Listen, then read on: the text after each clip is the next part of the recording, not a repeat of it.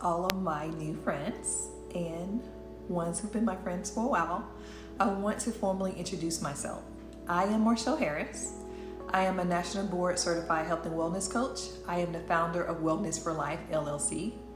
I founded this company because I am passionate about helping women diagnosed with health challenges to thrive in life. As a 3-year breast cancer thriver, I don't want any woman trying to navigate through the healthcare system alone. I share health tips about getting healthy, fit, how to live your best life, and plus I will help you feel confident about how to share your story. Learn how to implement natural solutions to change your life. We will ditch all toxic products and add clean ones. My clients become the best version of themselves by putting behavior changes in actions.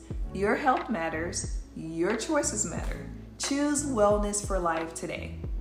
Did you know 1/3 of all Americans will suffer from cancer in their lifetime? By 2040, this number will be 1 in 2.